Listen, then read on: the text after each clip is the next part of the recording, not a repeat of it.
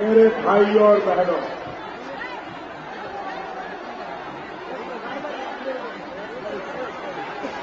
अब भैया समय कम है, वो सब बंद कीजिए वहां, अब बंद कीजिए वहां।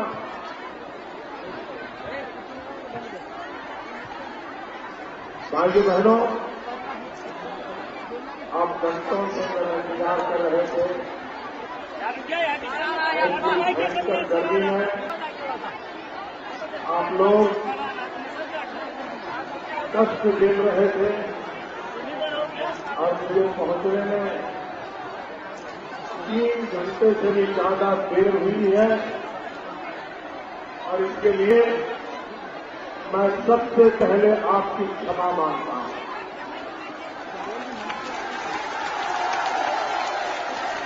लेकिन भाइयों बहनों, ये देरी मेरे कारण नहीं हुई है। मैं आज सुबह 9:30 बजे दिल्ली एयरपोर्ट पर पहुंच गया था, लेकिन उन्होंने मुझे 2 घंटे तक बिठाए रखा, विमान उड़ाने की परमिशन नहीं दी। बड़ी मुश्किल से मैं बरेली पहुंचा। बरेली में भी सभा करने के बाद 1 घंटे तक मैं हेलीकॉप्टर में बैठा रहा। मुझे बरेली से सिर्फ पंतनगर जाना था, 20 मिनट का रास्ता था, कोई कारण नहीं था। वहां भी मुझे 1 घंटा बिठाए रखा और मुझे उड़ने की परमिशन नहीं दी। और इसके कारण आप लोगों को जो कष्ट हुआ है, जो तकलीफ हुई है, इसलिए मैं आपकी क्षमा मांगता हूं। आप जानते हैं भैया, ये परेशानी मुझे क्यों की गई? आप कह सकते हैं परेशानी मुझे क्यों की गई? मुझे उड़ने क्यों नहीं दिया जाता? मुझे रोका क्यों जा रहा है? इसका मतलब तय है, अब पराजय को झेलने की ताकत भी कांग्रेस खो चुकी है।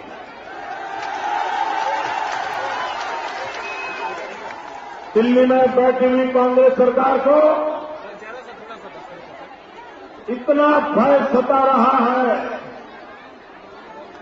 कि भाजपा को रोकने के उनके सारे प्रयास विफल जा रहे हैं। भाजपा का घोड़ा तेज गति से आगे बढ़ रहा है और इसमें रुकावटें डालने के लिए अब ये खेल खेलना शुरू किया है। अभी तो 1.5 महीना चुनाव चलने वाला है, लेकिन कांग्रेस पार्टी ने रोड़े हटकाने के लिए सरकार का दुरुपयोग शुरू किया। इलेक्शन कमीशन का काम है निष्पक्ष चुनाव हो, सभी दलों को लेवल प्ले फील्ड मिले। आज इस घटना को इलेक्शन कमीशन गंभीरता से देगा और इलेक्शन कमीशन मुझे प्रचार में रोकने वाले तत्व कौन है, किसके इशारे पर हो रहा है, इसकी जांच करके उचित कार्रवाई करे, ऐसी मैं सार्वजनिक रूप से मांग कर रहा हूं। भाइयों बहनों,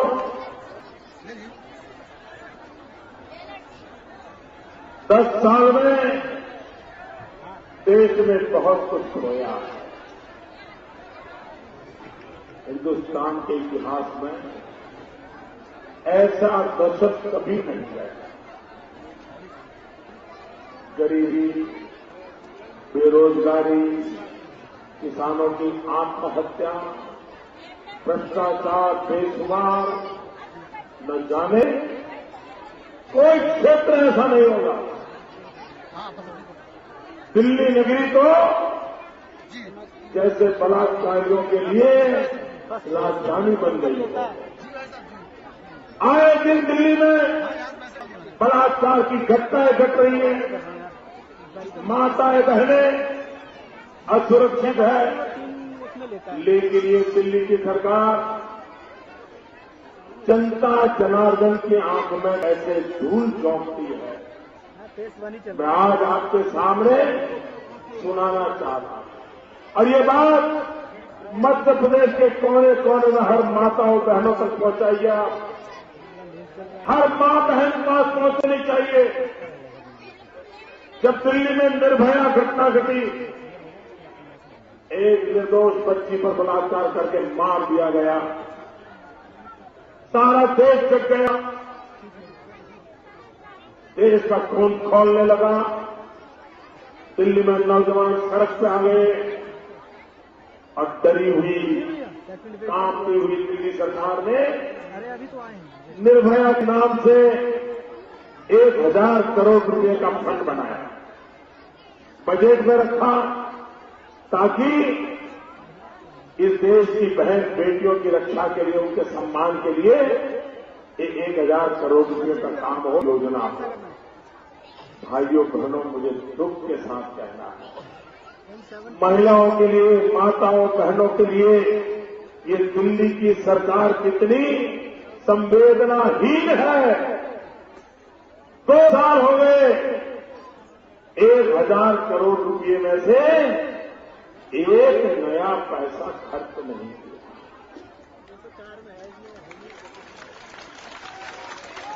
भाइयों बहनों, इतना ही नहीं, जिसकी अध्यक्षा एक महिला हो, जो स्वयं निर्भया के नाम ने रैलियों में भाषण करती हो, इस बार अभी 2 दिन पहले उन्होंने धोखा पत्र घोषित किया। घोषणा पत्र नहीं, धोखा पत्र। पहले तो देश की जनता की आंख में वो धूल झोंकते थे, लेकिन पार्लियामेंट में उन्होंने शुरुआत की है, लोगों की आंख में मिर्ची झोंकने का शुरू किया। भाइयों बहनों, अभी जो धोखा पत्र घोषित किया है, फिर से उन्होंने कहा कि हम, और अभी जो बजट आया इंटरिम बजट, उस इंटरिम बजट में चिदम्बरम ने कहा फिर से हम 1000 करोड़ रुपए निर्भया फंड के लिए लगाएंगे। भाइयों बहनों, क्या ये कागजी कार्रवाई वाली सरकार चाहिए आपको? जरा पूरी ताकत से जवाब दो। ये कागजी कार्रवाई वाली सरकार चाहिए? सच्चे अर्थ में मां बहनों की रक्षा करने वाली सरकार चाहिए? मां बहनों को सम्मान देने वाली सरकार चाहिए? मां बहनों का गौरव करे ऐसी सरकार चाहिए?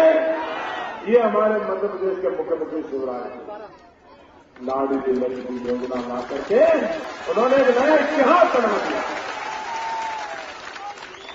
लेकिन ये दिल्ली की सरकार को न माता और बहनों का भला करने की इरादा है। भाइयों बहनों, ये सीधी जिला हमारा थोड़ा समझ सीधा इसलिए आता है, यही भूमि है जहां तानसेन ने अपने संगीत की साधना की। इसी जिले में संगीत की साधना की। और मेरा जन्म जिस गांव में हुआ है, बड़नगर, वहां 2 बेटी थी, ताना और लिली, जो संगीत की साधना करती। और जब तानसेन ने दीपक राग गाया, उसके सारे शरीर में जलन हो रही थी। उसके लिए जरूरी था कि कोई मल्हार राग गाए, मल्हार राग से वर्षा हो और उसकी आंख को छाता मिले। उनको पता चला सम्राट अकबर को कि गुजरात के वडनगर में ताना देवी नाम की 2 बेटियां हैं जो मल्हार हैं। अकबर ने बुलावा भेजा कि आप हमारे राज दरबार में आइए। मैं उस मिट्टी में पैदा हुआ हूं जहां उन 2 बेटियों ने अकबर को मना कर दिया कि हम राज दरबारों में जाते हैं, हम राज दरबारों में जाते नहीं हैं। आखिर तानसेन मेरे गांव आए और उन दो बेटियों ने मल्हार गाया। तानसेन को शांता हुई। भाई बहनों, इस अर्थ में मेरे गांव का और तानसेन की कर्मभूमि से नाता है। भाई बहनों, आप जानते हैं हमने जिला उठाया है सरदार वल्लभ भाई पटेल का दुनिया में सबसे ऊंचा स्टैच्यू बनाया। आज तक नेहरू परिवार ने सरदार वल्लभ भाई पटेल की अनदेखी की है। सरदार वल्लभ भाई पटेल को हफ्ता नहीं मिला है। इतिहास में उनको ओझल करने का प्रयास किया है।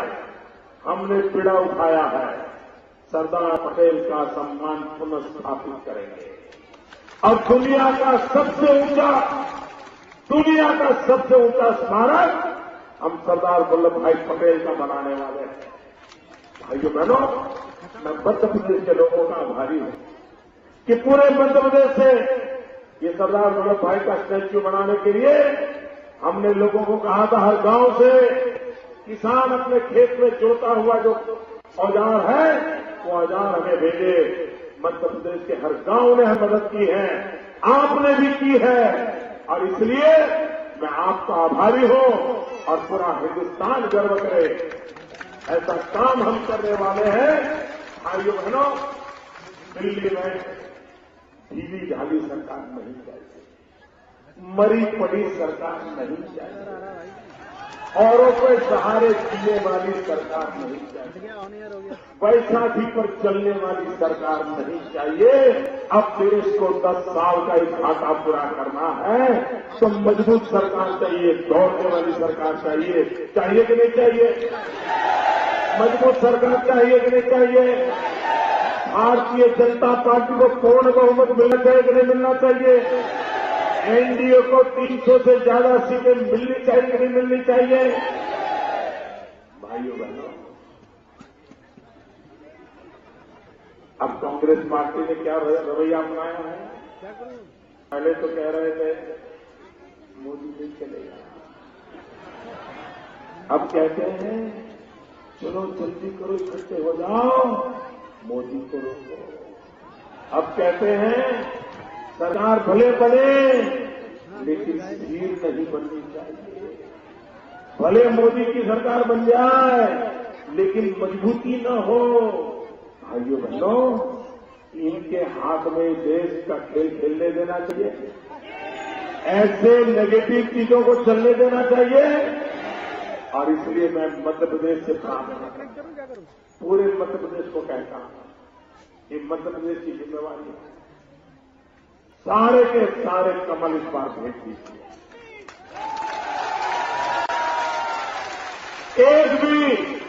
एक भी कांग्रेसी इस बार मध्य प्रदेश से पहुंचना नहीं चाहिए भाइयों, कोई और दल भी नहीं पहुंचना चाहिए। और भाइयों बहनों, एक कमल हमारी बहन रीति जी इनको विजयी बनाइए। उनका काम आपने जिला परिषद में देखा है, विकास के लिए काम करने वाली बहन है। मैं आपको विश्वास दिलाता हूं भाइयों बहनों, आपको कभी दिल्ली सरकार के लिए शिकायत हो ऐसा कोई दिन नहीं आने दूंगा। आपका सहयोग चाहिए, समर्थन चाहिए। भारत माता की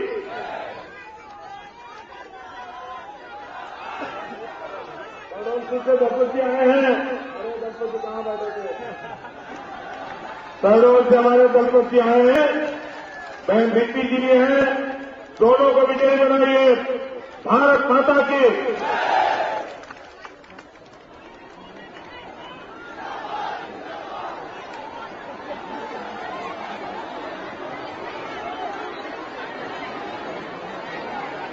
भारत माता की। मोदी जिंदाबाद, मोदी भाई जिंदाबाद।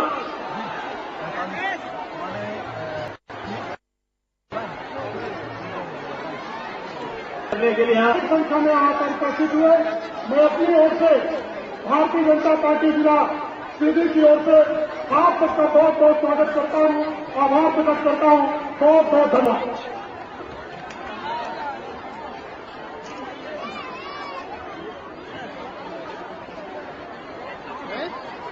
कमांडो पहले आ जाते हैं भाई,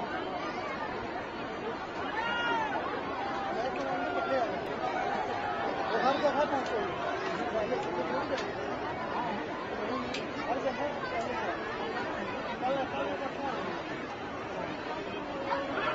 हेलीकॉप्टर एक रहता है, दो रहता है।